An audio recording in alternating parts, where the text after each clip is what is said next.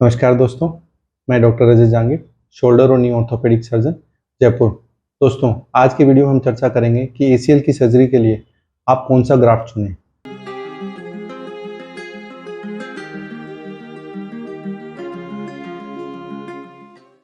तो दोस्तों, अलग अलग सर्जन हैं, वो अलग अलग ग्राफ्ट की चॉइस आपको देते हैं सर्जरी से पहले। तो सारे ही ग्राफ्ट एसीएल की सर्जरी में सक्सेसफुल हैं अगर उनको सही पेशेंट में सही इंडिकेशन के लिए यूज़ किया जाए। हर ग्राफ्ट के कुछ फ़ायदे हैं, कुछ नुकसान हैं। हम एक एक करके सबको डिस्कस कर लेते हैं। तो दोस्तों, सबसे पहले आता है ऑटोग्राफ्ट। ऑटोग्राफ्ट मतलब वो ग्राफ्ट जो आपके ही शरीर से लिया जाता है। तो डेफिनेटली खुद के शरीर से लिया है तो उसकी हीलिंग अच्छी होती है, कॉम्प्लिकेशन कम रहते हैं, इन्फेक्शन कम रहता है। तो जो जो ग्राफ्ट आपके शरीर से लिए जा सकते हैं उसमें सबसे पहले सबसे पुराना जो ग्राफ्ट हम लोग यूज़ करते थे, जो लंबे टाइम से यूज़ हो रहा है, वो है बीपीटीबी ग्राफ्ट।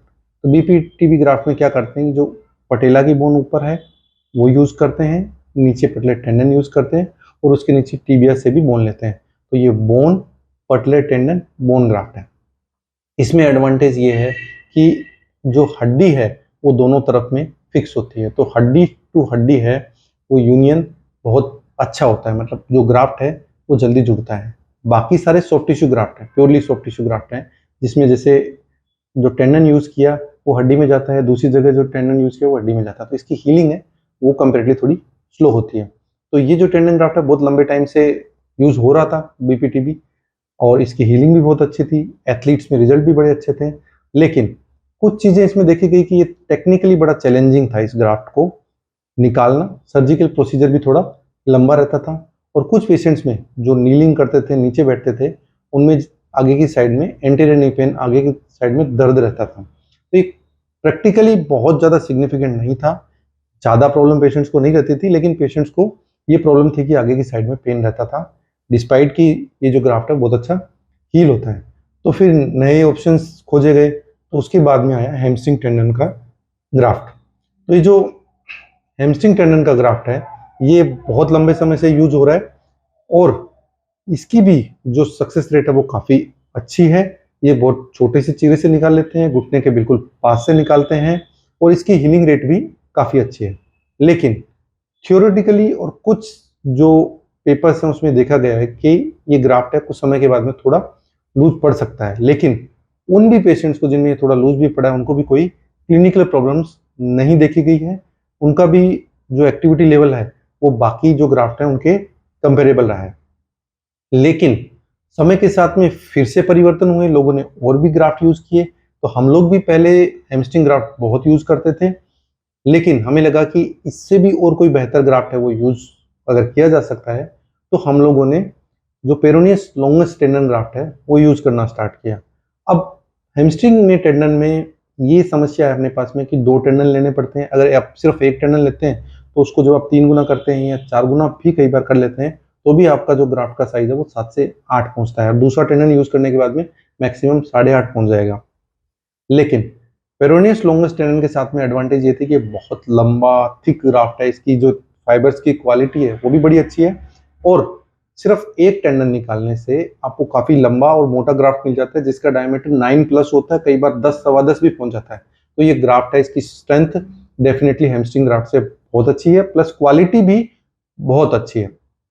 साथ में जब हमने अपने पेशेंट्स को फॉलोअप में देखा और बाकी जो लिटरेचर उसको देखा, तो हमने ये देखा गया कि इन पेशेंट्स को एंकल में भी कोई प्रॉब्लम नहीं रहती। ये ग्राफ्ट हम एंकल से लेते हैं, एंकल जॉइंट से लेते हैं, लेकिन उनको उसकी स्ट्रेंथ में भी कोई बहुत ज़्यादा प्रॉब्लम नहीं आई। लोग वापस फुटबॉल, क्रिकेट सब चीज़ें खेल रहे हैं, तो ये भी इसका एक एडवांटेज था। साथ में ग्राफ्ट प्रिपरेशन भी, टाइम भी काफ़ी शॉर्ट हो गया, ग्राफ्ट का डायमीटर भी बड़ा अच्छा आ गया।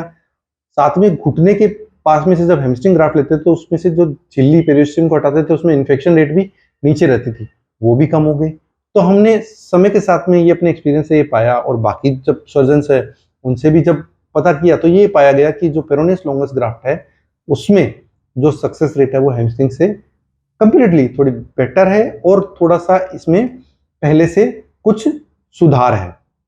इसके बाद में अभी लेटेस्ट ट्रेंड ये भी आया है कि कुछ जो सर्जन्स है वो क्वाड्रिसेप्स टेंडन है वो यूज करना स्टार्ट किया है। सिमिलर रीजंस कि उसमें थिक ग्राफ्ट आता है और जो हार्वेस्ट है, जो ग्राफ्ट निकालना है, उसमें भी ज़्यादा समस्या नहीं आती है। हालांकि उसके कुछ स्पेशलाइज इंस्ट्रूमेंट कई बार यूज करने पड़ जाते हैं जो कि काफ़ी एक्सपेंसिव रहते हैं, लेकिन ये ग्राफ्ट भी काफ़ी थिक मोटा लिया जा सकता है, 9 का भी 10 का भी लिया जा सकता है। लेकिन क्योंकि ये ग्राफ्ट घुटने के ऊपर से लेते हैं, तो हमारे कुछ मानना ये है कि घुटने के ऊपर से इतना मोटा ग्राफ्ट हर पेशेंट में लेना, हर रूटीन प्राइमरी केस के लिए क्वाड्रिसेप्स टेंडन यूज करना ठीक नहीं है। हालांकि अगर रिवीजन केस है, पहले से कोई ऐसा केस है जिसमें और कॉम्प्लिकेशंस है, या हैमस्ट्रिंग और पेरोनियस लॉन्गस यूज की जा चुकी हैं, या मल्टी लिगामेंट है, उस केस में क्वाड्रिसेप्स टेंडन यूज किया जा सकता है। लेकिन क्वाड्रिसेप्स टेंडन है वो की मसल है घुटने की, उसमें से अपन ग्राफ्ट लेते हैं। हालांकि अगर आप एक्सरसाइज करेंगे रेगुलर तो उसकी स्ट्रेंथ भी वापस रिगेन हो सकती है। हो सकता है जो ग्राफ्ट यूज करा है उसमें भी कोलेजन फाइबर्स और आ जाए, उसकी स्ट्रेंथ अच्छी आ जाए। लेकिन हमारा मानना यह है कि पेरोनियस लॉन्गस यहाँ पे ज्यादा बेटर परफॉर्म करता है। अब इसके बाद में आता है एलोग्राफ्ट। एलोग्राफ्ट मतलब जो ग्राफ्ट हम लोग डेड बॉडी से लेते हैं, किसी कैडेवर से लेते हैं, जो डोनेटेड होते हैं। कुछ लेबोरेटरीज है इंडिया में जो ये ग्राफ्ट आपको सप्लाई करते हैं। अब कुछ पेशेंट जिनमें ग्राफ्ट नहीं लिया जा सकता किसी कारण से, जैसे मान लो एक पेशेंट हमारे पास में रिसेंटली आया था जिसको पोलियो था, जिसकी वजह से उसके नीचे का ग्राफ्ट भी यूज नहीं किया जा सकता था और हैमस्ट्रिंग भी उसके काफी पतले लग रहे थे। तो उस पेशेंट में हमने सजेस्ट किया कि आप एलोग्राफ्ट यूज कर सकते हैं। लेकिन साथ में कुछ चीजें जानने की ये है कि इसके साथ में एक रिस्क रहता है, वो है कि डिजीज ट्रांसमिशन। जो डिजीज कैडेवर में रहेगी वो आपको ट्रांसमिट हो सकती है। साथ में इन्फेक्शन का थोड़ा रिस्क रहता है। थियोरेटिकली ग्राफ्ट की लूजनिंग या ढीला पड़ने की संभावनाएं या प्रॉपर हीलिंग नहीं होने की संभावनाएं भी थोड़ी रहती है। एक इसका एडवांटेज ये है कि जब मल्टी लिगामेंट, बहुत सारे लिगामेंट रिकंस्ट्रक्ट करने हैं, उस केस में भी आपका एलोग्राफ्ट यूज किया जा सकता है। इसके बाद में दोस्तों अभी एक रिसेंट ट्रेंड, नया रिसर्जेंस आई है, वो है सिंथेटिक ग्राफ्ट यूज करने का। हमने कुछ समय पहले पेशेंट्स को देखा, हम सारे पेशेंट्स डिमांड करते थे कि इंटरनल ब्रेस यूज करना है, इंटरनल ब्रेस यूज करना है। तो दोस्तों जो मोटा इंटरनल ब्रेस था, जिसमें जो फाइबर टेप जो इंटरनल ब्रेस होता है जो सिर्फ 2 मिलीमीटर का है, उसकी जगह पे अगर पूरा ही लिगामेंट अगर आपने आर्टिफिशियल लगा दिया है तो उसको कहते हैं सिंथेटिक ग्राफ्ट। तो पहले सबसे पहले आया था लार्ज लिगामेंट करके आया था, वो टोटली फेलियर रहा था। ये आर्टिफिशियल था क्योंकि वो साइक्लिक लोडिंग से टाइम के साथ में बिल्कुल 100% फेल हो गया सारे पेशेंट पे, तो ये बंद हो गया। अभी रिसेंटली लोगों ने मोलिक्यूल चेंज करके उसमें कुछ बायो एलिमेंट्स डाल के नए नए जो प्रोडक्ट्स है वो इंट्रोड्यूस किए। लेकिन स्टिल हमारा मानना यही है कि जो आर्टिफिशियल रहेगा उसकी एक लिमिटेड लेवल तक कैपेसिटी रहेगी कि वो 2 साल चलेगा, 3 साल चलेगा, और इसकी नेचुरल हीलिंग पॉसिबल नहीं है। आप कितना भी एडवांस जो है वो लिगामेंट लेके आ जाइए, लेकिन जो नेचुरल कोलेजन है, जो बॉडी का खुद का कोलेजन है, उसके इक्विवेलेंट लॉन्गेविटी इस प्रोसीजर में पॉसिबल नहीं है। हालांकि अभी जो नई नई कंपनी जो इसको अलग अलग तरीके से पेशेंट को प्रमोट कर रहे हैं और कुछ सर्जन कर भी रहे हैं, लेकिन हमारे लिए ये रूटीनली रेकमेंडेड नहीं है। तो दोस्तों अब मैं ये बताता हूं कि आपको कि मैं किस सर्जरी में नॉर्मली कौन सा ग्राफ्ट एडवाइस करता हूं। हालांकि आपके लिए आपकी जो कंडीशंस है उसके हिसाब से आप अपने सर्जन से डिस्कस करें कि आपके लिए कौन सा ACL सर्जरी का ग्राफ्ट उपयुक्त है, क्योंकि हर एक पेशेंट की डिमांड अलग है, हर एक पेशेंट की एक्टिविटी लेवल अलग है, हर एक पेशेंट की हीलिंग रेट अलग है, प्लस एज भी बड़ी एक बहुत बड़ा कंसिडरेशन है कि आपको कितनी एज है, उसमें भी हीलिंग है वो अलग अलग होती है। तो ये सारे फैक्टर कंसिडर करने के बाद में आपको सर्जन बताता है कि आपको कौन सा ग्राफ्ट यूज कराना चाहिए। तो दोस्तों जो प्राइमरी ACL रिकंस्ट्रक्शन होता है जिसमें और कोई कॉम्प्लिकेशन नहीं है, पहली बार सर्जरी हो रही है, तो हम लोग आपको एडवाइस करते हैं पेरोनियस लॉन्गस टेंडन ग्राफ्ट। ठीक है, कुछ पेशेंट्स में हमको सेलेक्टिव बंडल ACL रिकंस्ट्रक्शन करना पड़ता है, हमें लगता है कि AM बंडल इंटैक्ट है, सिर्फ PL बनाना है। कुछ एथलीट्स में हमें करना पड़ता है, तो अगर हमें पतला ग्राफ्ट लेना हो तो हम उस केस में हैमस्ट्रिंग टेंडन भी यूज कर सकते हैं।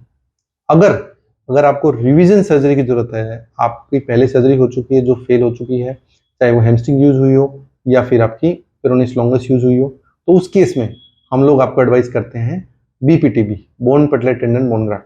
क्योंकि इसमें अगर आपकी जैसे रिवीजन सर्जरी कर रहे हैं, टनल डायलेटेड है, तो इसमें जो बोन प्लग है उसका साइज आप बढ़ा के एक ही स्टेज में सर्जरी कर सकते हैं। क्योंकि कई बार क्या है, टनल बहुत ज्यादा डायलेटेड होती है, तो सर्जन क्या करता है उस केस में, पहले बोन ग्राफ्टिंग करता है, फिर उसमें सॉफ्ट टिश्यू ग्राफ्ट वाली सर्जरी करता है। तो यहाँ पे एडवांटेज ये है कि आप जो बोन का ग्राफ्ट है जो आप पटला से वहां से ले रहे हो, वो साइज बढ़ा दोगे तो आपको एक ही स्टेज में बोन ग्राफ्टिंग हो जाएगी, एक ही स्टेज में आपका एसीएल रिकंस्ट्रक्शन हो जाएगा। अब कुछ केसेस में मैंने आपको बताया, स्पेशली जैसे पेशेंट को जिसको टेंडन है बहुत पतले हैं, कारण पोलियो हो सकता है, कोई न्यूरोलॉजिकल डिजीज हो सकती है, डिस्यूज एट्रोफी हो सकती है, मतलब पैर पे आप वजन नहीं डाल रहे हैं, यूज नहीं हो रहा वो किसी कारण से, तो अगर आपका ग्राफ्ट पतला आने की संभावना है तो उस केस में हम आपको ये भी एडवाइस कर सकते हैं कि आप एलोग्राफ्ट भी यूज कर सकते हैं, लेकिन पहले पेशेंट से कंसिडर करते हैं कि इसमें डिजीज ट्रांसमिशन का रिस्क है, इन्फेक्शन का रिस्क है, हीलिंग कम होने का रिस्क है। रूटीनली इंटरनल ब्रेस या आर्टिफिशियल रिकमेंड जो ग्राफ्ट्स हैं वो हम रेकमेंड नहीं करते हैं।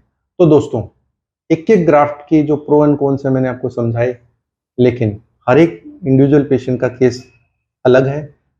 पेशेंट्स हमारे पास में एमआरआई सेंड करते हैं कि ये हमें इंजरी हुई है, ये हमारे में ये रिपोर्ट है, आप बताइए क्या यूज़ करेंगे, कैसे यूज़ करेंगे। तो दोस्तों, बिना किसी भी पेशेंट को देखे, उसकी डिमांड को देखे, प्रीवियस सर्जरी का रिकॉर्ड को देखे और प्रेजेंट कंडीशन में कितनी सारे फैक्टर्स हैं और वो फेल क्यों हुआ है, ये सारी चीज़ें देखे बिना क्या और प्रोसीजर उसमें करना है, कौन सा ग्राफ्ट यूज़ करना है, ये कहना पॉसिबल नहीं है। तो हमेशा पेशेंट को अपने डॉक्टर से सारे फैक्टर एक बार पूछने चाहिए, उससे डिस्कस करना चाहिए।